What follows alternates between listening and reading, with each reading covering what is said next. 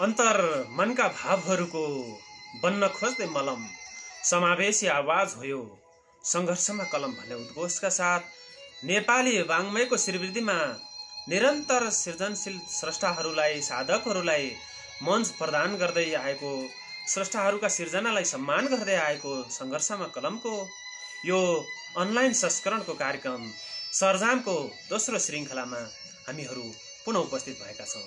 प्रिय दर्शकबिन्द, टेलिभिजन दिवसको सन्दर्भ पारेर अघिल्लो साता सुरु गरेको हामीले यो साप्ताहिक कार्यक्रम सरजामको दोस्रो श्रृङ्खलामा म असफल गौतम यहाँहरूले माया ममता सद्भाव र स्नेहले भरिएका सुन्दर सिर्जनाहरू पठाएर जसमध्येका उत्कृष्ट सिर्जनाहरू लिएर आज पनि पुनः उपस्थित भइसकेको छु।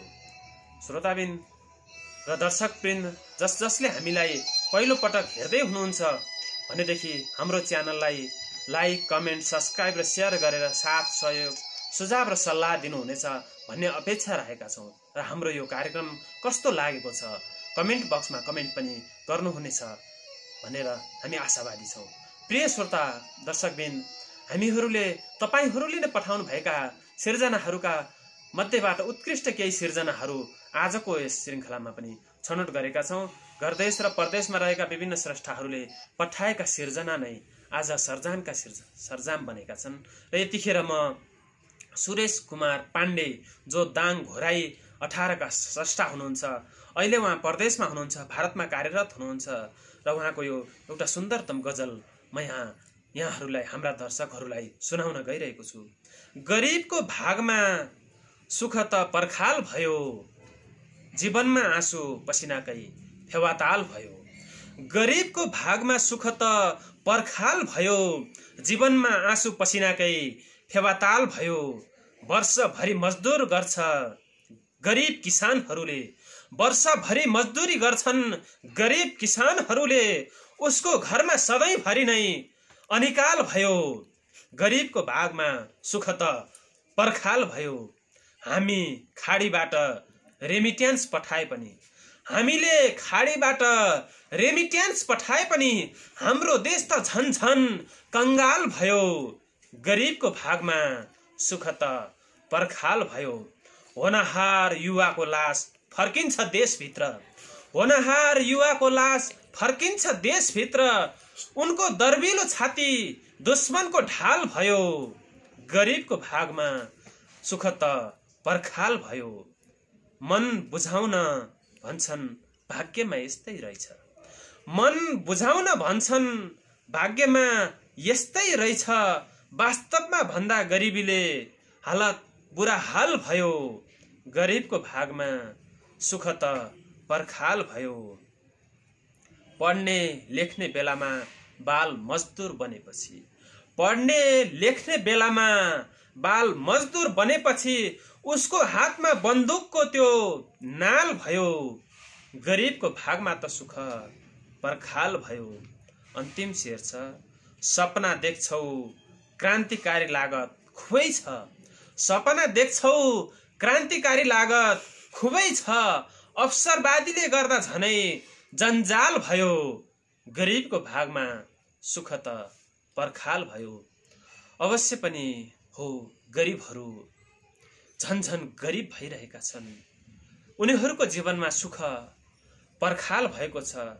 अवश्य पनि एक दिन ती सुखरूपी पर्खालहरू अन्त्य हुनेछन्, हामी आशा पालेका छौँ, अपेक्षा राखेका छौँ र त्यसैले गर्दाखेरि सुरेश कुमार पाण्डे जस्ता धेरै सुरेशहरू घरदेश छोडेर परदेशमा आफ्नो आँसु रगत र पसिना बगाइरहेका छन् र आशावादी छ, हामी आशा गर्छौँ यहाँहरूले भने जस्तै गरेर, यहाँका सुन्दरतम गजल जस्तै गरेर हो हाम्रो देश अब कंगाल होइन, हाम्रो आँसु र पसिनाले, हाम्रो रेमिट्यान्सले देश धनी हुनेछ भन्ने हामी आशा राख्न सक्छौँ। प्रिय दर्शकवृन्द, अब यसै गरी यो सुन्दरतम गजलपछि म मुक्तक वाचन, मुक्तक श्रवण गराउन गइरहेको छु हाम्रा श्रोताहरूलाई र यतिखेर मलाई प्राप्त भएको छ सङ्खुवा सभाका स्रष्टा बादल गुरुङ वियोगीजीको मुक्तक। उहाँ आफूलाई वियोगी भन्न रुचाउनुहुन्छ। पाए माया जीवन जिउने ठुलो आश हुन्छ, मुटु चल्छ धड्कनभित्र प्यारो सास हुन्छ। पाए माया जीवन जिउने ठुलो आश हुन्छ, मुटु चल्छ धड्कनभित्र प्यारो सास हुन्छ। अडेको छ यो सानो संसार त्यही मायामा, अडेको छ यो सानो संसार त्यही मायामा। खाए धोका जिन्दगी नै जिउँदो लास हुन्छ। हो, मायामा धोका खाए जिउँदो लास हुन्छ भन्ने यी बादलजीका यी भावना मात्रै बनुन् भन्ने हामी अपेक्षा गर्छौं। हो, स्रष्टाहरू उतिखेरै प्रेममा प्रेमिल जोडीहरू बनेर रमाउँछन् र उतिखेरै वियोगी बनेर वियोगमा रमाउँछन्, वियोगमा भाव विह्वल हुन्छन्। र हाम्रा बादल गुरुङ वियोगीजीको यो मुक्तक भावना मात्रै होस् भन्ने हामी अपेक्षा गर्छौं। र यसै गरी म अब हाम्रा प्रिय श्रोता मुकेश नेउपाने जो अछामका स्रष्टा हुनुहुन्छ, उहाँको एउटा सुन्दरतम गजल वाचन गर्न गइरहेको छु। उहाँ भन्नुहुन्छ, यहाँ परदेशीलाई न दशैं आउँछ न तिहार आउँछ, यहाँ परदेशीलाई न दशैं आउँछ न तिहार आउँछ, गरिबलाई कहिल्यै स्वदेशमा बस्ने अधिकार आउँछ। यहाँ परदेशीलाई न दशैं आउँछ न तिहार आउँछ। छोरो कश्मीर गयो भनेर पीर नमान्नु आमा सधैँ, छोरो कश्मीर गयो भनेर पीर नमान्नु आमा सधैँ, उतै मर्यो भने कुनै दिन समाचार आउँछ। यहाँ परदेशीलाई न दशैं आउँछ न तिहार आउँछ। जमरा राखेको छु छोरा आऊ नभन्नु आमा दिनदिनै, जमरा राखेकी छु छोरा आऊ नभन्नु आमा दिनदिनै। घर आएर के गर्नु साउबाट घाँटीमा तरबार आउँछ। यहाँ परदेशीलाई न दशैं आउँछ न तिहार आउँछ। देउसी भैलो खेल्न खुब खुसी लाग्थ्यो मलाई हिजो, देउसी भैलो खेल्न खुब खुसी लाग्थ्यो मलाई हिजो। आज सपनामा यो शरीर समुद्रदेखि पार आउँछ। यहाँ परदेशीलाई न दशैं आउँछ न तिहार आउँछ। अन्तिम शेर छ, प्रियालाई प्रिया जस्तो बनाउन बहुत गरेको हुँ मैले, प्रियालाई प्रिया जस्तो बनाउन बहुत गरेको हुँ मैले। अचेल बस्तीमा भेट हुन भुपुको अर्कै प्यार आउँछ। यहाँ परदेशीलाई न दशैं आउँछ न तिहार आउँछ, गरिबलाई कहिले स्वदेशमा बस्ने अधिकार आउँछ। यो सुन्दरतम गजल मुकेश नेउपानेजीको हो। गरिबहरूलाई आफ्नो घरमा बस्ने अधिकार अब गरिबीले दिएको छैन। हामी अपेक्षा गर्छौं समृद्ध नेपाल, सुखी नेपालीको यो सपना अवश्य साकार हुनेछ र हाम्रा गरिबहरू घरमा बस्न पाउने दिन छिटै आओस्, हामी यही कामना गर्न सक्छौं। र यो मुकेशजीको सुन्दरतम गजलका लागि, यी अछामी स्रष्टाको यो सिर्जनाका लागि आभार प्रकट गर्दछौं। र यसै गरी म अब दोलखा जिरीका स्रष्टा सुशीला श्रेष्ठको गजल वाचन गर्न यहाँहरूलाई सुनाउन गइरहेको छु। आमा बनी सोधे बाबु कता हो तिम्रो घर, आमा बनी सोधे बाबु कता हो तिम्रो घर, म सडकमै जन्मिएको हुँ छैन कसैको घर। आमा बनी सोधे बाबु कता हो तिम्रो घर, के खाएर के लगाएर बस्छौ सडकमा, के खाएर के लगाएर बस्छौ सडकमा, बटुवाले दिन्थ्यो खाना हो या जहर। आमा बनी सोधे बाबु कता हो तिम्रो घर, कोहीसँग बस्नै मान्दैनौ रे परिवारसँग टाढिन्छौ रे, कोहीसँग बस्नै मान्दैनौ रे परिवारसँग टाढिन्छ रे। खै घर खाऊ भनी बाबा गर्दै हुनुहुन्थ्यो कर, बाबा आमा बनी सोधे बाबु कता हो तिम्रो घर, तिमी कसैलाई प्रेम गर्थ्यौ कि कसरी पागल भयो, तिमी कसैलाई प्रेम गर्थ्यौ कि कसरी पागल भयो। हो माया गर्थे धेरै थाहै भएन तर उसको के हो थर। आमा बनी सोधे बाबु कता हो तिम्रो घर, किन छाडिन् त उनले तिमलाई माया गर्दा गर्दै, किन छाडेन् त तिमलाई उनले माया गर्दा गर्दै सम्बन्ध राम्रै थियो एक्कासी भनेन् त मर आमा भनी सोधे बाबु कता हो तिम्रो घर। अन्तिम शेर छ बाबु तिमीले कतै उसको मन दुखाएर हो कि बाबु कतै तिमीले आमा बाबु तिमीले कतै उनको मन दुखाएर हो कि गाली गर्थे कहिले कहिले मेरो नमानेसी डर आमा भनी सोधे बाबु कता हो तिम्रो घर। यो सुशीला श्रेष्ठजीको यो गजल यो आमा भनेर सडकमा भौतारिएका सडक बालबालिकाहरूलाई केन्द्रित गरेर लेखिएको यो सुन्दरतम गजलका लागि सुशीलाजीलाई नाम जस्तै सुशील गजलका लागि साधुवाद प्रकट गर्दै अब म कालिका नगरपालिका 3 चितवनका स्रष्टा जो आफूलाई साहित्य प्रेमी भन्न रुचाउनुहुन्छ विपल कुमालका सुन्दरतम मुक्तकहरू हाम्रा दर्शकहरूलाई सुनाउन गइरहेको छु। छोरी भनी माया गरे जस्तो बारम्बार गर्छ छोरी भनी माया गरे जस्तो बारम्बार गर्छ घरमा कोही नभएको बेला अत्याचार गर्छ छोरी भनी माया गरे जस्तो बारम्बार गर्छ घरमा कोही नभएको बेला अत्याचार गर्छ जब बाउको गिद्रे नजर छोरी माथि जान्छ तब हेर्नुहोस् आफ्नै बाउले छोरी बलात्कार गर्छ। यस्तै अर्को मुक्तक हेर्दा कहाँ देखिन्छ र मनमा आगो बलेको हेर्दा कहाँ देखिन्छ र मनमा आगो बलेको मन मुटु भरि चोट अनि हुरी बतास चलेको हेर्दा कहाँ देखिन्छ र मनमा आगो बलेको मन मुटु भरि हुरी अनि बतास चलेको जसले मनमा पीडा भए नि जति मनमा पीडा भए नि बाहिर हाँस्नु पर्दा कसले देख्छ यो मनको पीडा आफ्नैले छलेको।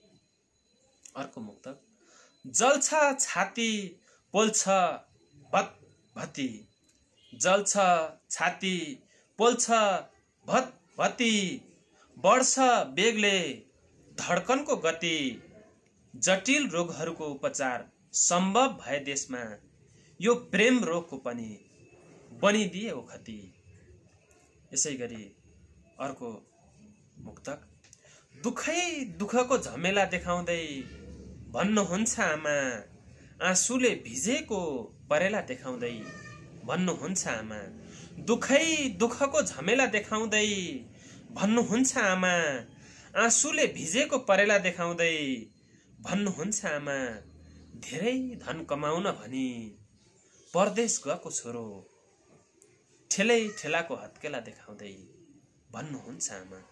यसै गरी विपलजीको अन्तिम मुक्तक छ यो संसार साह्रै रहेछ विचित्र यो संसार साह्रै रहेछ विचित्र छाडेर आफ्ना असल मित्र यो संसार साह्रै रहेछ विचित्र छाडेर आफ्ना असल मित्र धन कमाउन परदेश गएको छोरो मृत अवस्थामा फर्क्यो बाकसभित्र। अवश्य पनि आमाहरूले खुसीका लागि छोराहरू पैसा कमाउन गएका छन् भनेर आफ्ना हातमा ठेला उठाइरहेका छन्। उता परदेशमा रहेका छोराहरू बाकसमा फर्किरहेका छन्। यो विडम्बना कहिलेसम्म रहने र यी स्रष्टाहरू यी विपल कुमाल जस्ता साहित्य प्रेमी स्रष्टाहरूले यस्ता सिर्जना कहिलेसम्म लेखिरहने हामी कामना गर्छौं यी हाम्रा नेपाली चेलाहरू छोरीहरू छोराहरू आमा बुबाहरू बाकसमा फर्केर आउने यो विचित्रको चलन चाँडै अन्त्य होस् भन्ने हामी अपेक्षा गर्छौं। र यसै गरी म अब हाम्रा पोखरेली स्रष्टा विश्वलाल श्रेष्ठजीको एउटा भावना हाम्रा दर्शकहरूलाई सुनाउन गइरहेको छु।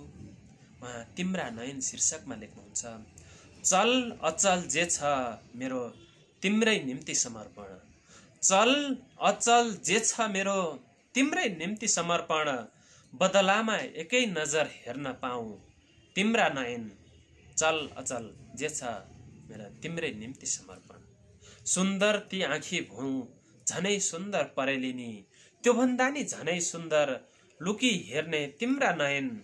चर्चा जति गरे पनि कम्ती भएको जस्तो, चर्चा जति गरे पनि कम्ती भएको जस्तो, केश राशि कति सुन्दर झनै सुन्दर तिम्रा नयन। जता जाउँ चियो चर्चो कुरो तिम्रो मीनाक्षीको, जता जाउँ चियो चर्चो कुरो तिम्रो मीनाक्षीको, नझिम्क्याउ हेरिरहँ जस्तो लाग्छ तिम्रा नयन। मूर्ति जस्तो उभिया छु मेरो सुर बेसुर भाछ, मूर्ति जस्तो उभिया छु मेरो सुर बेसुर भाछ। मुटु भित्र तीर बनी गढेका ती तिम्रा नयन। चल अचल जे छन् मेरा तिम्रै निम्ति समर्पण, बदलामा एकै नजर हेर्न पाऊँ तिम्रा नयन। यी उनका सुन्दर नयनहरू सधैँ सधैँ चल अचल जे भए पनि हेर्न पाऊँ भन्ने यो प्रेमिल भावनाका लागि विश्वलाल श्रेष्ठजीप्रति हामी आभार प्रकट गर्दछौँ।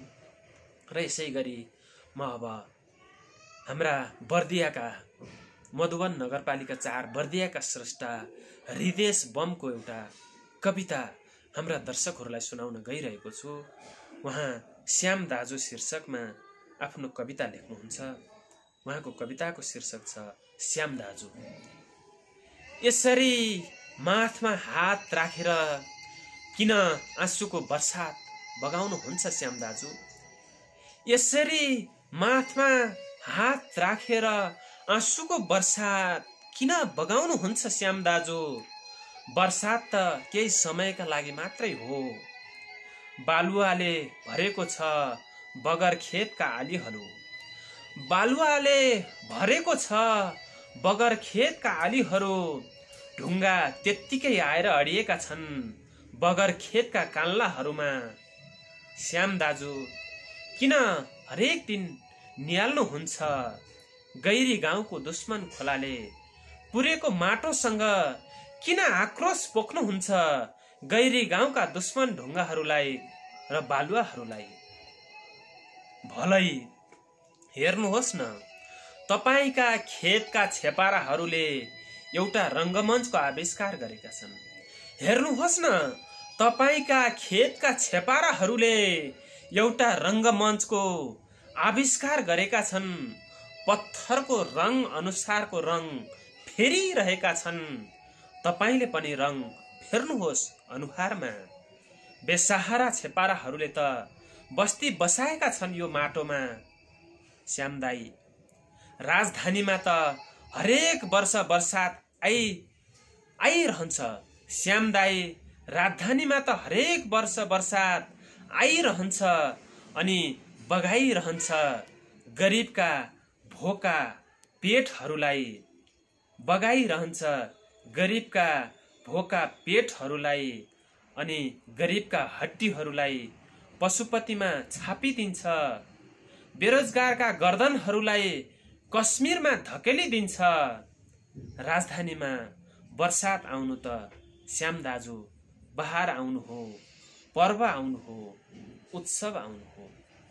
वर्षौंदेखि भ्रष्टाचारको भलमा बगेकाहरूलाई, वर्षौंदेखि भ्रष्टाचारको भलमा बगेकाहरूलाई, वर्षौंदेखि भ्रष्टाचारको भलमा बगेकाहरूलाई, वर्षौंदेखि गरिबीको आँसुमा बगेकाहरूलाई, वर्षौंदेखि कमिसन तलब भत्तामा बगेकाहरूलाई नयाँ वर्षको बजेटले मात्रै बगाउँछ। बर्सातको भलबाट बगेकाहरू त किनारा लागिहाल्छन्। श्याम दाई राजधानीमा त ढुङ्गा मात्र होइन हाम्रो देशका छेपाराहरू। श्याम दाई राजधानीमा त ढुङ्गा मात्र होइन हाम्रो देशका छेपाराहरू, हाम्रो देशका देशद्रोहीहरू अमेरिका, भारत, चीन, बेलायत लगायतबाट देशहरूबाट आउँछन्। विदेशी छेपाराहरू रङ बदल्न खप्पेस छन् श्याम दाजु। हाम्रो खेतका छेपाराहरू के छेपारा।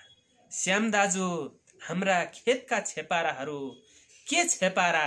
मलाई त हाम्रा खेतका आली बनाउनु भन्दा पनि राजधानीको हालत बनाउन मन छ।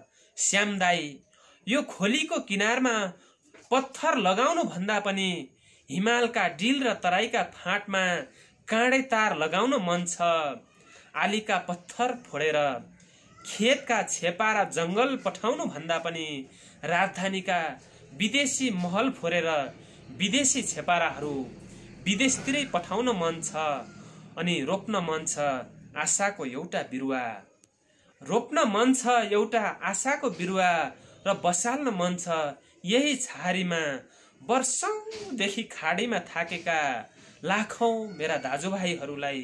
श्याम दाजु हिँड्नुहोस्, श्याम दाजु हिँड्नुहोस्, डुबेको देश बचाऊ, बगेको शान्ति बचाऊ। श्याम दाजु हिँड्नुहोस्, डुबेको देश बचाऊ, बगेको शान्ति बचाऊ। देशै नबचे के खेत बाँच्छ र श्याम दाजु। यो हृदेश बमको श्याम दाजु शीर्षकको यो सुन्दर कविता हो। हाम्रा खेतका आलीहरूमा हाम्रा छेपाराहरूले भन्दा पनि विदेशी छेपाराहरूले विध्वंस मचाइरहेका छन्। हो, यी छेपाराहरू भगाउनु पर्छ। यी हाम्रा नेपालीहरूका छेपारा रूपी रंगहरू फेरिनु पर्छ। देशमा परिवर्तनका लागि, आम जनताको सुख शान्ति र समृद्धिका लागि धेरै छेपाराहरूले रंग फेरेका छन्। अब उनीहरूको व्यवहार फेरिनु पर्छ भन्ने यो हृदेशजीको हृदयस्पर्शी कविताका लागि हामी आभार प्रकट गर्छौं। दर्शकवृन्द, तपाईहरूको माया, ममता, सद्भाव र स्नेहले गर्दाखेरि हामी यो सरजाम, तपाईहरूकै सरजाम रूपी कार्यक्रमको श्रृङ्खला, सरजामको दोस्रो श्रृङ्खलासम्म आइपुगेका छौं। आशा छ आगामी दिनहरूमा पनि यहाँहरूका यस्तै सुन्दरतम सरजामका लागि सरजाम प्राप्त हुनेछन्। हाम्रो कार्यक्रम कस्तो लागेको छ त्यसका लागि कमेन्ट बक्समा कमेन्ट गर्नुहुनेछ। लाइक, कमेन्ट, शेयर, सब्स्क्राइब गरेर हामीलाई साथ सहयोग गर्नुहुनेछ भन्ने अपेक्षा राखेका छौं। र दर्शकबिन, अब आगामी हप्ताका लागि यहाँहरूले यो मंसिरको महिना महिला हिंसा विरुद्धका 16 दिने अभियान सुरु भइरहेको छ।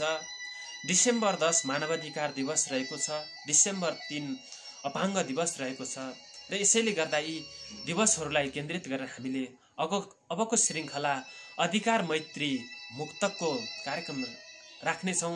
त्यसका लागि यहाँहरूले अधिकारसँग सम्बन्धित सुन्दरतम मुक्तकहरू आफ्ना हरेक श्रेष्ठहरूले एकुन्टा सुन्दरतम मुक्तकहरू पठाउनका लागि अनुरोध गर्दै आजको यो हाम्रो सरजामको दोस्रो श्रृङ्खला यहाँहरूले पूर्ण रूपमा हेरेर हामीहरूलाई साथ सहयोग प्रदान गर्नुहुने दर्शकहरूका लागि आभार प्रकट गर्दै रचना पठाउने सम्पूर्ण शुभेच्छुक शुभचिन्तक श्रेष्ठहरूलाई आभार प्रकट गर्दै म असफल गौतम पनि आजको बसाइबाट बिदा चाहन्छु।